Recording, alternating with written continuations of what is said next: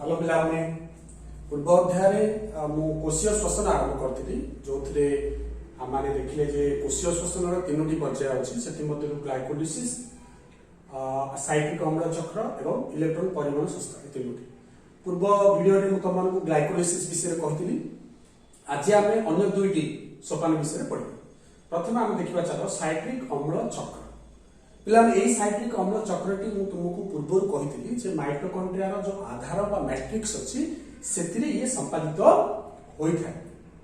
अच्छा ये जो साइक्लिक अम्ल चक्र दुईटी सोपान बा स्टेप अच्छे से प्रथम सोपान कौन हुए ना ग्लाइकोलिसिस जो उत्पाद शेष उत्पाद आम जो पाइलविक अम्ल से कौन करे दुई कार्बन युक्त सक्रिय अणु परिणत होता है। यहाँ हूँ साइक्लिक अम्ल चक्र प्रथम सोपान ठीक अच्छे।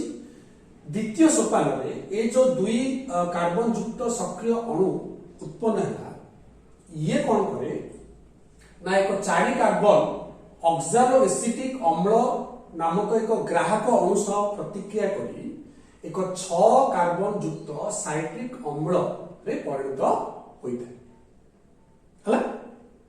तापर कौन हुए ये जो साइक्लिक अम्ल उत्पन्न है ये विभिन्न सोपान दे विभिन्न जैविक अम्ल रे परिवर्तित होई होई होई पुणी पुनर्बार से ऑक्सालो एसिटिक अम्ल को उत्पन्न कला जहा द्वारा यही ऑक्सालो एसिटिक अम्ल पुणी अन्य एक 2 कार्बन युक्त सक्रिय अणु सहित मिसी पुनर्बार यही प्रक्रिया को आरंभ कला बा अन्य अर्थ कह गले यह चक्राकार चली थाए जेहेतु प्रथम उत्पाद टी साइक्लिक अम्ल चक्र साइक्लिक अम्ल अटे एवं यह चक्राकार गति करे से यही प्रक्रिया को आमे साइक्लिक अम्ल चक्र बोली कही था।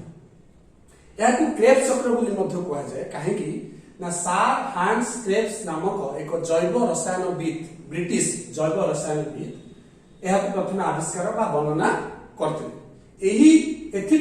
से 1953 मसीह नोबेल पुरस्कार पाई। अच्छा देखो यह हूँ क्रेब्स चक्र बा साइक्लिक अम्ल चक्र।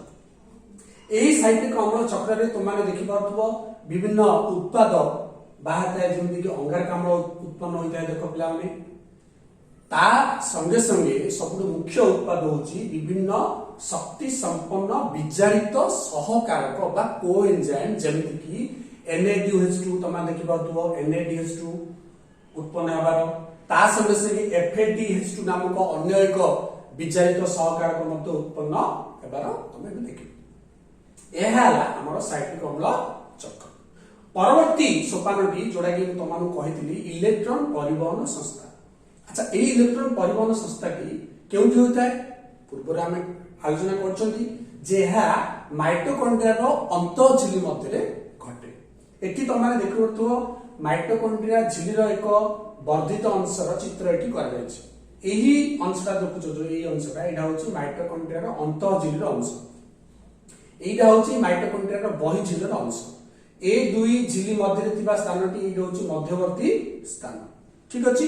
अच्छा ये जो इलेक्ट्रॉन परिवहन संस्थार मुख्य अंश गुड़िक है ये जो माइटोकॉन्ड्रिया जो अंत झिली अच्छी पे यही अंत झिली अनेक ग्राहक अणु पुष्टिसार जातीय ग्राहक अणु संस्था ये अच्छी देखिपे संस्था 1 बा ग्राहक अणु संस्था 1 2 3 4 5 ये 5टी पुष्टिसार जातीय बाहक अणु थाए माइटोकॉन्ड्रिया अंत झिली।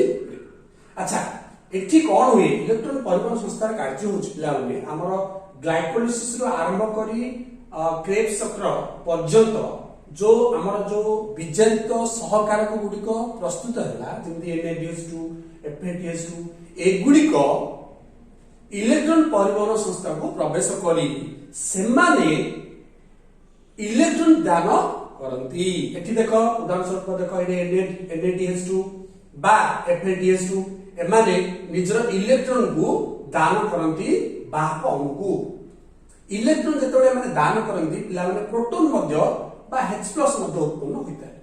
अच्छा जेतबे इलेक्ट्रॉन गुड़िक बाहक अणु नहीं थाए से इलेक्ट्रॉन गुड़िक गोटे बाहाकणु आउ गोटे बाहाकणु एमती गति करी चले जितेबाला इलेक्ट्रॉन गति कर पे शक्ति उत्पन्न होता है। अच्छा ये जो शक्ति उत्पन्न है यही शक्ति को व्यवहार करी ये जो प्रोटॉन उत्पन्न है कही प्रोटॉन गुड़िक माइटोकॉन्ड्रिया रो मैट्रिक्स रु ये जो मध्यवर्ती अंचल को स्थान को गति करे। अतएव एठी इलेक्ट्रॉन गति हेबा संगे संगे एठू माने आधार रु प्रोटॉन मध्य गति करी एठी मध्यवर्ती स्थान को जाए जहाद्वारा कौन हो माने एठी जो मध्यवर्ती झिली स्थानटा जो अछि एठी प्रोटॉन रो सांद्रता बढ़े आधार रे कमे।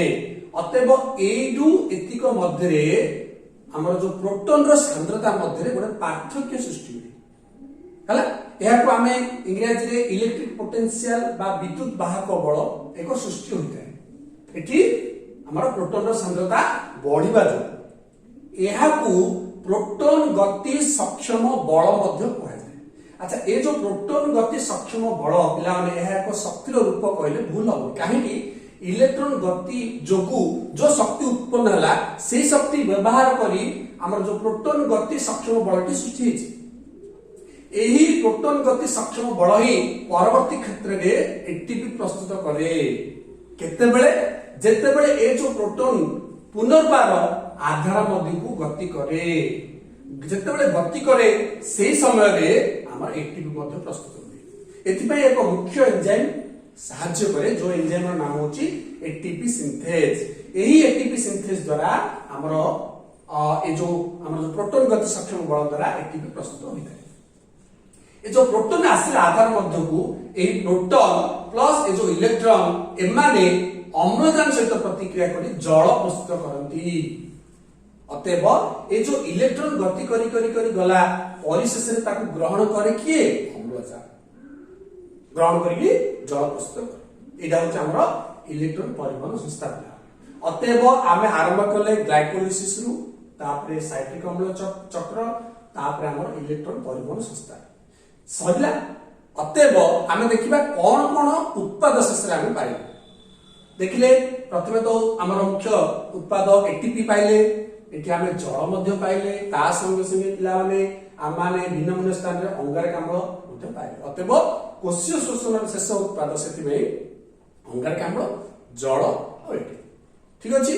जेहेतु वायु उपजीवी रे ही हमर क्रेब्स चक्र और इलेक्ट्रॉन परिवहन संस्था चालू रहे सेति में वायु उपजीवी रे देखिबा मोट 38 टी एटीपी उत्पन्न होइता है किंतु वायु अपजीवी रे पिला माने क्रेब्स चक्र बा इलेक्ट्रॉन परिवहन संस्था होई न थाए सेति में सेठी अपेक्षाकृत कम एटीपी बा केवल 2 टी एटीपी ही उत्पन्न होइता है। तो एटा होची वायु उपजीवी रे घटुतबा कोशीय शोषण ठीक अछि। तो एटा हला हमर कोशीय शोषण विषय रे म तमन आज कहि। तो एटा परे आमाने अन्य गोटे नुवा विषय को जिबा जोथि कि हमर प्राणी आम शरीर किपरि श्वसन हुए से विषय परवर्ती अध्याय में पढ़िबा। तो पिला माने एतिकी मोर परवर्ती वीडियो रे तुमको नुआ पाठ आनिबी पुणी आउथरे कहूची तमने वीडियो को देखो शेयर करो अन्य संग साथी मन को हेल्प करो आ जदि आवश्यक पड़ले किसी डाउट जदि आसला ताल मते मेसेज और कांटेक्ट करो हो एतिकी।